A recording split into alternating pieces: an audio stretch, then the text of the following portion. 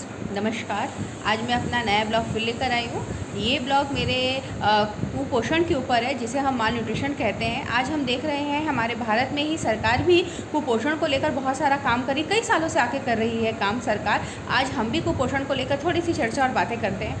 हम बोलते हैं जब बच्चा पैदा होता है तो उसका वजन 2.5 kg होना चाहिए, मतलब 2 किलो 500 ग्राम होना चाहिए। अगर बच्चा इससे ज़्यादा हो तो भी ठीक है, लेकिन ज़्यादा हो गया, मान लीजिए 8 kg हो गया, 5 kg हो गया, 6 kg हो गया, मतलब वो ज़्यादा वो ओवर, जिसे हम ओवर कुपोषण कहते हैं, मतलब ज़्यादा वज़न हो जाना भी एक कुपोषण है। कम वज़न होना भी है और ज़्यादा होना भी है, ओबेसिटी हम जिसे कहते हैं, मोटापे के कारण जो कुपोषण हो रहा है बच्चों को, उसकी हम बात करें। देखिए, बहुत से हम माता पिता बच्चों पर ध्यान नहीं देते। आज की लाइफस्टाइल की अगर हम बात करें तो हर बच्चा, हर माँ केवल एक मोबाइल पर ही है। आज आप देखेंगे माँ के पास एक मोबाइल है तो बच्चे के पास 2 है, क्योंकि वो दोनों के, मम्मी और पापा के मोबाइल लेकर बैठा है, खुद के पास भी है। चाहे बच्चा 12th क्लास में हो, 10th क्लास में हो, आजकल वो पढ़ाई से ज़्यादा मोबाइल चलाता है, दोस्तों से गपशप करता है। फिर छोटे बच्चों की हम क्या बात करें, बड़ों को देख के ही छोटे बच्चे भी सीखते हैं। उनको भी चाहिए छोटी सी उम्र में, अगर वो बच्चा 1 साल का हो गया तो उसको भी दौड़ दौड़ के रोता है और चाहिए। तो हम बात कर रहे थे, वापस अपने टॉपिक पर आ जाते हैं कुपोषण के ऊपर। तो कुपोषण यही है कि अगर हम चर्चा करें, बात करें, बच्चों का वज़न हाइट के अनुसार होना चाहिए। आप समय समय पर अगर आपको लग रहा है कि आपके बच्चे का वज़न कम होता जा रहा है तो आप डॉक्टर से परामर्श और सलाह ले सकते हैं।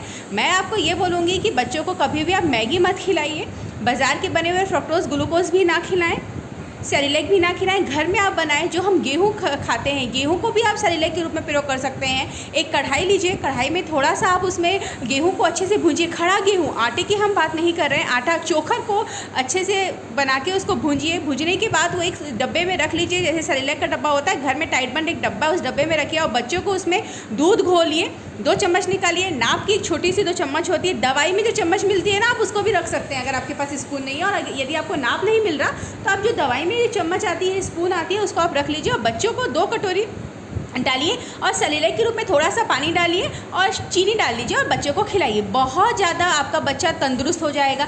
एक और, अगर आपको और हेल्दी बच्चा चाहिए तो आप गेहूं में थोड़ा सा ज्वार भी, खड़ा ज्वार को भी आप पिसवा सकते हैं चक्की में बच्चे के लिए, मिक्सी में घर में पीस सकते हैं। ये पोषक तत्व युक्त है, इसमें प्रोटीन, विटामिन, फाइबर्स, हर मात्रा। बच्चे का पाचन भी अच्छा रहेगा।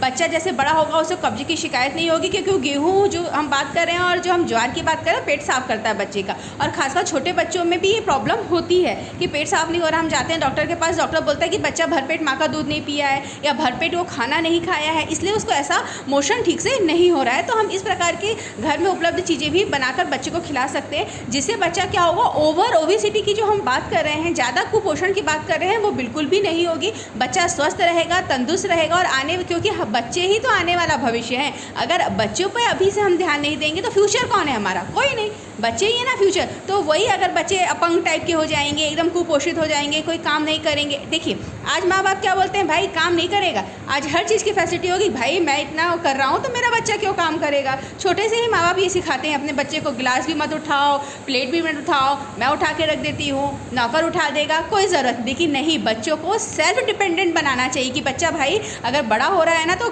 2 रोटी खुद ले और खा ले। ऐसे बच्चे होने चाहिए। क्यों होने चाहिए, अब इसका रीज़न भी बताती हूँ। आप बोल रहे हैं भाई आप ऐसा क्यों बोल रहे हैं, हमारे पास पैसा है, हम अपने बच्चे को काम करने क्यों देंगे। देखिए, अगर बात करूँ तो मेरे माँ बाप ने भी मुझसे कोई काम नहीं कराया है कभी, ठीक है, लेकिन फिज़िकल एक्टिविटी बहुत ज़्यादा ज़रूरी होती है।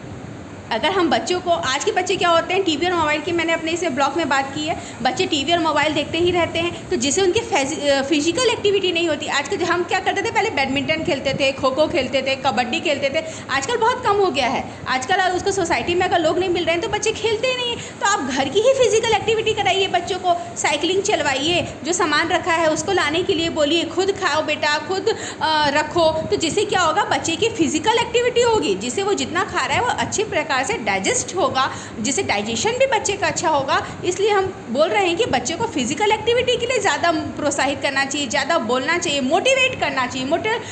आप हर माँ ये करती है, मैडम आप क्या बता रहे हो, बोलेंगे आप लोग कि ये तो हम सब बच्चे करते हैं। देखिए, हमारे दादी और नानी के भी जो नुस्खे हैं ना वो भी बहुत अच्छे थे, ठीक है। जब मैं छोटी थी तो मेरी दादी और नानी ने भी मुझे भरपेट, हम बोलते हैं ना हमारे यहाँ चलता है भैया खाते पीते घर की, तो हम खाते ही पीते के घर के थे। लेकिन जैसे जैसे उम्र बढ़ती चली जाती, खाने पीने का मतलब ये नहीं होता कि आप दिन भर पनीर खाइए, चॉकलेट खाइए, पिज़्ज़ा खाइए, बर्गर, ये खाते पीते घर का खाना नहीं होता। दाल चावल रोटी सब्जी एक संतुलित आहार है, सप्लीमेंट फूड है। बच्चों को भी 6 महीने तक तो माँ का ही दूध पिलाना चाहिए, आप सभी जानते हो। 6 महीने के बाद बच्चों को ऊपरी आहार खिलाना चाहिए। ऊपरी आहार में आप चाहें तो दाल का पानी पिला दीजिए, एक दाल नहीं तो आप 6 प्रकार की जो दालें होती है, मूंग है, राहर है और मसूर दाल है, उड़द दाल है, चना दाल है, सबका पौष्टिक तत्व है। 2 बीज है, जो भी है आप बच्चों को पिलाइए, बच्चे देखिएगा आपके कितना तंदुरुस्त हो जाएंगे और कुछ बीमारी नहीं होगी। आजकल देखिए हमारा वातावरण पेड़ काटने से बहुत ज़्यादा दूषित हो गया है, प्रदूषित हो गया है।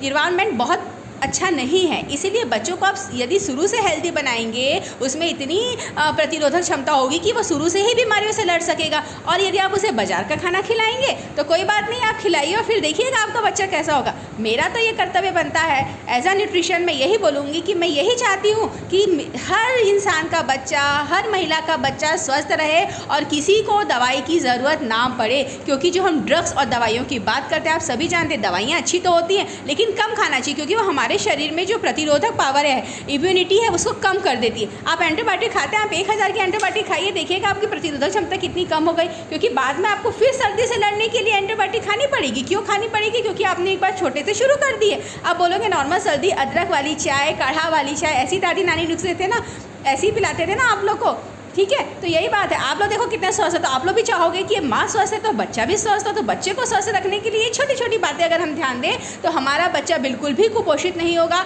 समय से खाना खिलाना, ये नहीं कि बच्चे को बहुत एक थाली में भर, देखिए हमारे यहाँ लैंग्वेज है भर के को उल्टा मतलब मत समझिए। भर के मतलब होता है एक पूरा प्लेट, जो हम पोषक और संतुलित आहार की बात करते हैं, उस खाने की हम बात करें तो भर के मतलब पूरी थाली भरी हुई होनी चाहिए, ऐसा खाना हो, उसमें हर चीज़ हो, अचार, पापड़, दाल, चावल, रोटी, सब्जी, दही, सैलेड, सलाद, जो भी है आप खाइए। जैसे खाएंगे बच्चा बोलेगा मेरे को भी यही खाना है। बच्चे को अगर आप खाली प्लेट खाओगे, केवल दाल चावल सब्जी खाओगे, बच्चा भी वही खाएगा। आप जितना अच्छा खाना परोसेंगे, जितना अच्छा खाना लचीला होगा, देखने में जितना स्वाद, देखिए खाना देख के ही पता चल जाता है कि खाना स्वादिष्ट बना है कि कैसा बना है, एक कहावत है हमारे यहाँ, है ना।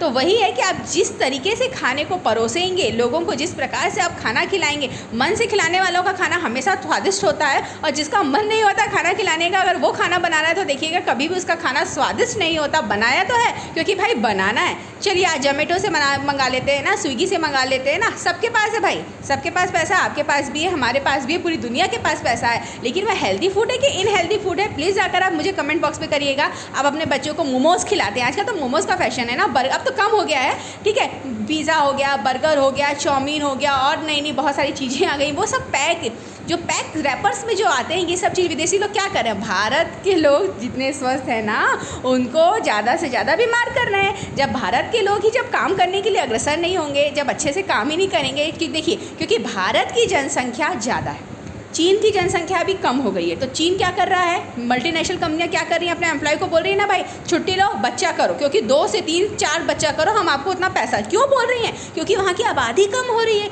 तो अब भाई जब भारत की आबादी ज़्यादा है तो उसको कैसे कम की जाए, इसीलिए तो उन्होंने डब्बा पैक आपको फ्रक्टोज, ग्लूकोज, हर चीज़ परोस रहे हैं। और खाइए, खाना चाहिए कि नहीं खाना चाहिए, ये भी आप मुझे कमेंट्स बॉक्स पर जाकर ज़रूर लिखिएगा। आप लोग लिखते नहीं हैं, मैं चाहती हूँ कि आप लिखिए, और जो चीज़ें जानना है बिल्कुल बताइए, अपना समझ के बताइए, ये मत सोचो कि क्या हो, कुछ भी नहीं होगा। जो जानना है, आप खुला मन है, खुला मंच है आपका, आप कुछ भी जाकर इसमें मेरे लिख सकते हैं। जय श्री राम दोस्तों। चलिए आज मैंने आपको बताया है कुपोषण के ऊपर, छोटी सी स्पीच है, आपको अच्छी लगी और माल न्यूट्रिशन के बारे में कुछ जानना है तो प्लीज़ आप कमेंट्स बॉक्स में लिख सकते हैं कि मैडम मेरे बच्चे का कैसे वजन बढ़ेगा, क्या होगा, मैं आपको पूरा एक चीज़ बताऊंगी, वैसे ही आप खिलाइए, देखिएगा 15 दिन के अंदर आपके बच्चे का वजन बढ़ाने की गारंटी मेरी है। जय श्री राम।